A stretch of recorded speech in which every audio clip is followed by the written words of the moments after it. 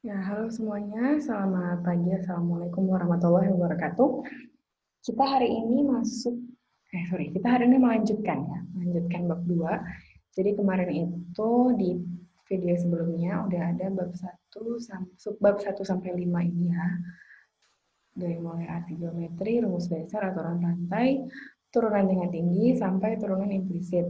Nah, pada hari ini kita akan menyelesaikan bab 2, yaitu yang 2.6 laju yang berkaitan, dan 2.7 adalah diferensial dan aproksimasi. Oke, jadi kita langsung lihat aja ke bab berikutnya, yaitu 2.6. Di sini kita akan punya laju yang berkaitan. Nah, apa sih laju yang berkaitan itu? Jadi simpelnya gini, laju yang berkaitan itu kita akan menyelesaikan suatu permasalahan ya, yang mana di dalam permasalahan itu ada variabel Y yang bergantung terhadap waktu atau T ya di sini simbolnya. Nah, turunan pertama dari variabel tersebut terhadap T ya kan disebut dengan dy per dt. Nah, turunan inilah yang disebut dengan laju yang berkaitan. Dengan turunan ini ya, dengan variabel Y yang bergantung terhadap waktu ini, kita akan bisa menyelesaikan beberapa permasalahan praktis keseharian. Gitu. Nah, kita langsung aja ke contoh soalnya. Di sini masuk ke contoh yang pertama. Jadi di sini ada seseorang berdiri pada tebing, ya, jadi berdiri di sini. Kemudian dia menyaksikan boat yang sedang melaju ke arahnya. Di sini ya. Dengan kecepatan 20 meter per menit. Di sini ya, 20 meter per menit.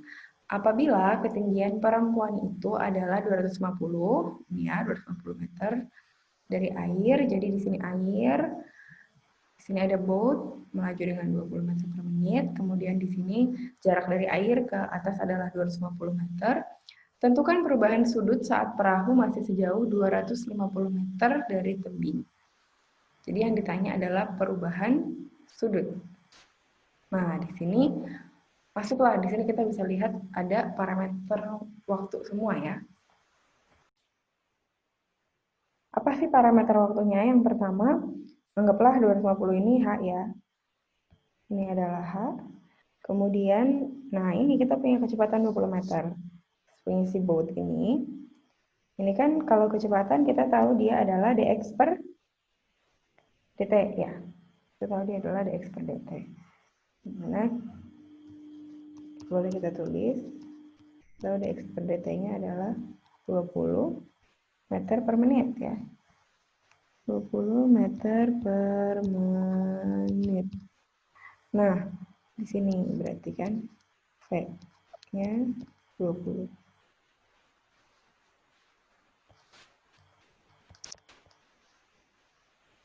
Kemudian apalagi yang kita tahu? Ketinggian perempuan 250 meter, kita udah tahu ya. Nah, yang ditanya perubahan sudut saat perahu masih sejauh 250 meter dari tebing. Jadi di sini anggaplah kita punya X ya. X-nya adalah 250 meter. Ini perahunya ada di sini. Nah, yang ditanya ternyata adalah perubahan sudut. Perubahan sudut, oke. Perubahan sudut berarti kita anggap aja d theta per dt ya. Tetanya di sini nih. Ini adalah theta. Nah, oke, jadi kita tahu ada beberapa variabel ya. Di mana kita tahu ada dua variabel yang ternyata terkait dengan waktu, yaitu dx per dt dan d theta per dt ya yang ditanya. Oke, kita akan coba menyelesaikan persoalan ini dengan menggunakan teori-teori turunan yang sudah kita pelajari di sebelumnya. Oke, ini ya. Yang ditanya adalah d theta per d theta per dt. Oke, nah sekarang kita lihat dulu nih ke segitiganya aja ya. Kita lihat ke segitiganya. Jadi ada sudutnya di atas. Nah, dengan ini kira-kira kita bisa tahu apa sih, kan kita punya dua nih ya. Di sini ada H, ada X, ada theta. Nah, berarti hubungannya kalau di sini adalah depan dan samping adalah tangan ya. Ya, kita bisa tahu bahwa oke, tangannya di sini, tangan theta adalah X per H, gitu. Nah, karena kita tahu H-nya adalah 250 dan dia tetap gitu ya, dia kan tetap nih, H-nya nggak berubah-berubah ya, kan X-nya berubah-ubah karena kapalnya melaju terus gitu ya. Jadi nanti X-nya kita masukin belakangan sebagai variabel yang berubah. H-nya karena dia nggak berubah, boleh kita masukin 250 di awal. Nah oke, sekarang kita akan untuk menentukan d theta per dt ini, kita akan coba masukin dengan turunan implisit ya. Kita kan udah belajar implisit nih, jadi kita terapkan aja ya di sini. Ketika tan theta, jadi kita turunin di dua sisi. D per dt ya. Jadi gini, karena ini kasusnya adalah laju yang berkaitan, jadi mostly dia akan diturunkan terhadap T ya. Jadi kita kuncinya kita temukan dulu variabel-variabelnya, kita tentukan dulu kira-kira persamaan apa yang terbentuk, barulah kita turunkan semuanya terhadap waktu. Itu dua sisinya. Jadi di sini D per dt dari tangen theta sama dengan D per dt dari X per 250.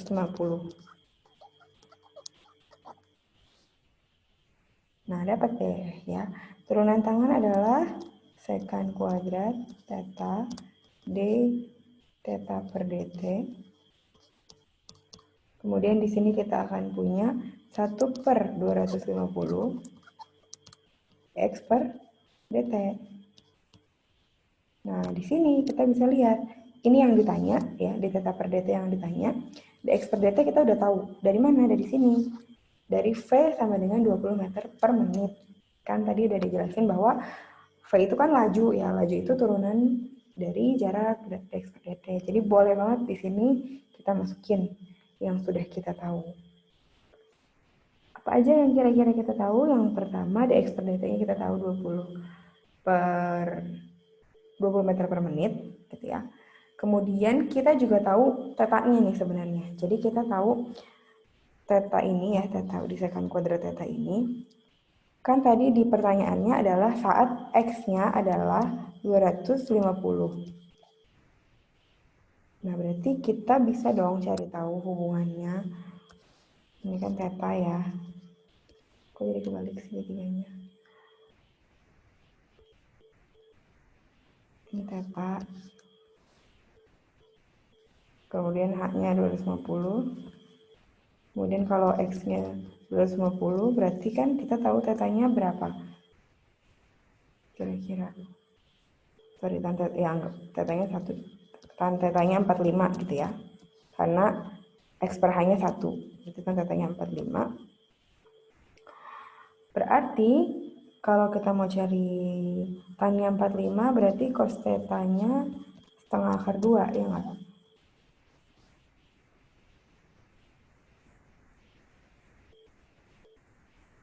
Sehingga sekant tetanya adalah akar 2. Tuh, kok tangan tetanya 45? Tangan tetanya 1, tangan tetanya 1 ya. Dan X per H-nya 1. Tuh, sehingga sudutnya yang 45. Nah, udah dapat nih kita. Oke, sekant tetanya 2. Sekant tetanya 2 nih. Masukin lah kita ya ke dalam persamaan yang tadi. Jadi ini kita masukin lah ke dalam sini. Jadi ini berubah lagi deh. Sekant kuadrat tetanya kita bisa masukin jadi 2 aja ya. Gitu. 2 dikalikan dengan d theta per dt sama dengan 1/250 dx per dt 20 ya. 20. Oke deh, bisa kita coret di sini, 0-nya dicoret, 2-nya dicoret. Menyisakan jawaban kita yaitu d theta per dt adalah 1/25. Apa? Ya udah di sini radian per menit ya. Satuannya.